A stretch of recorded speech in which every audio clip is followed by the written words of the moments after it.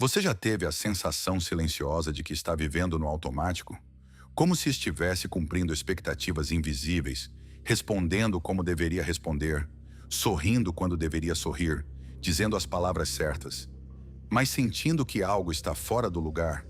Talvez sua rotina funcione, talvez sua imagem seja admirada, mas em algum ponto profundo surge uma pergunta desconfortável: isso realmente sou eu?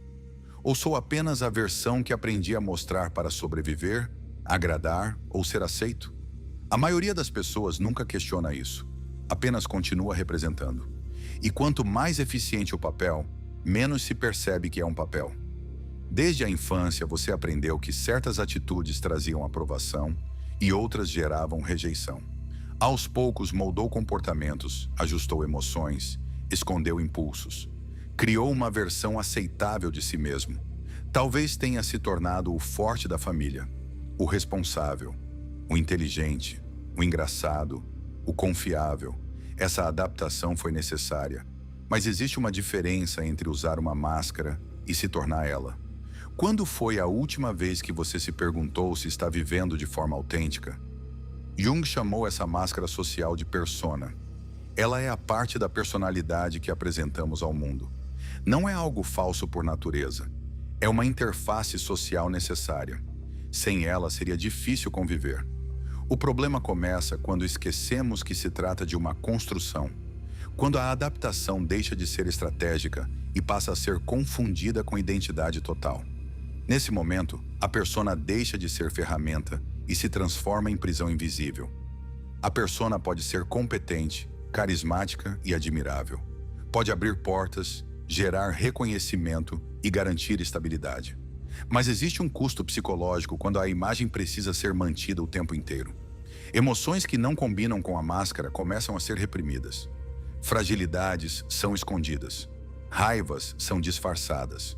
Aos poucos, surge uma divisão interna entre o eu social e o eu profundo. E essa divisão consome energia silenciosamente. Talvez a pergunta mais importante não seja se você tem uma persona. Todos têm. A pergunta é: você sabe quando está usando a máscara e quando está sendo espontâneo?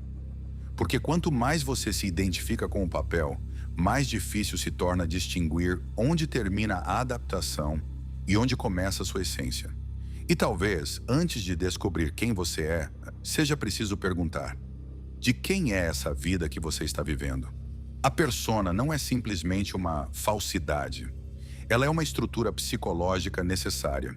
Jung descreveu a persona como a máscara que o indivíduo desenvolve para se relacionar com o mundo externo. É uma adaptação entre o eu interior e as expectativas sociais. Sem essa adaptação, a convivência seria caótica.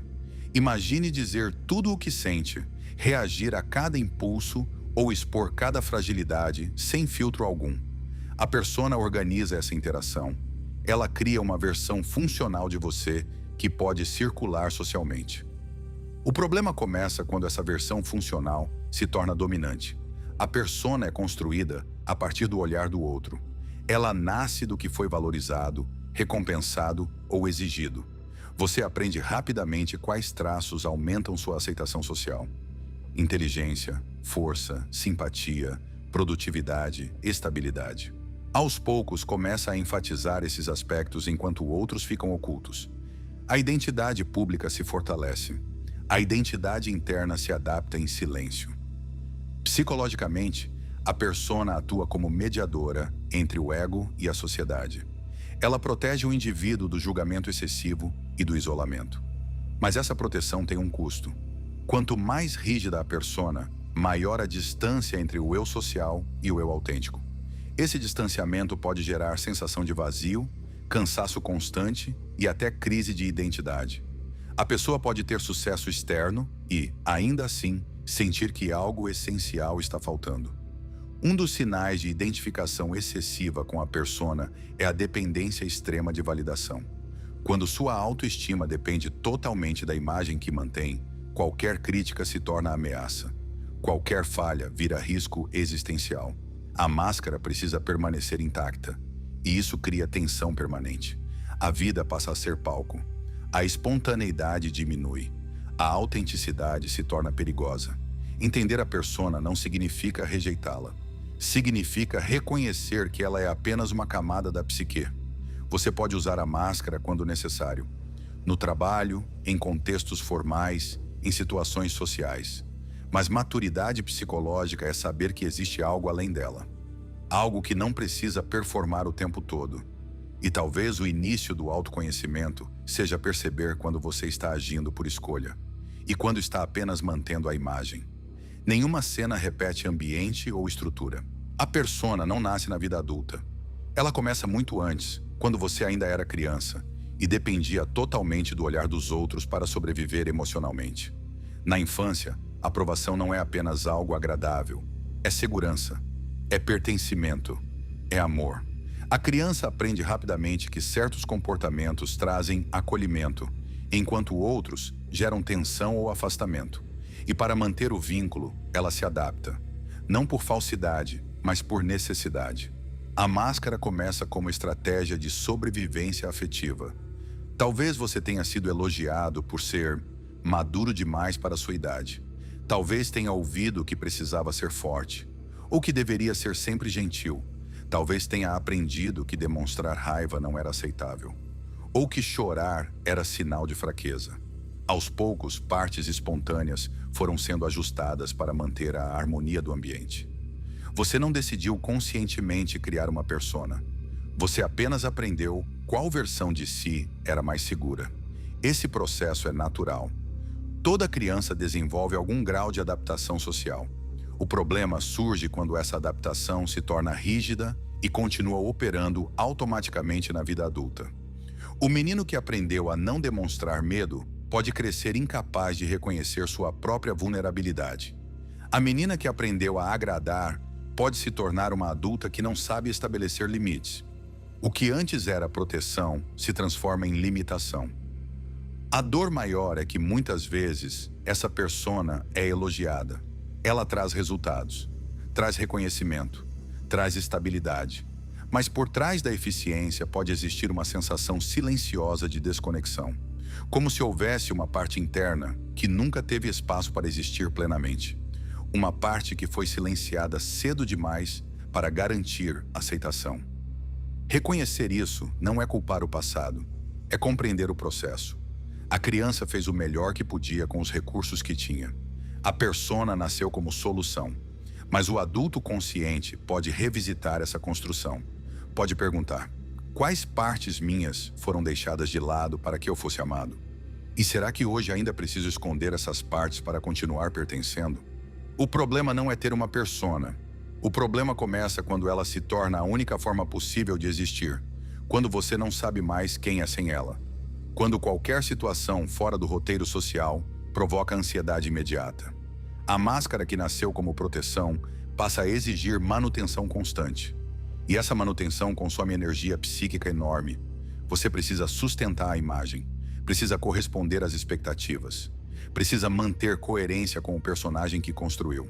Aos poucos, a vida deixa de ser experiência e passa a ser desempenho. Quando a persona domina, emoções que não combinam com a imagem começam a ser reprimidas com mais força. O forte não pode demonstrar fragilidade. O equilibrado não pode perder o controle. O bem-sucedido não pode falhar. Essa rigidez cria tensão interna contínua.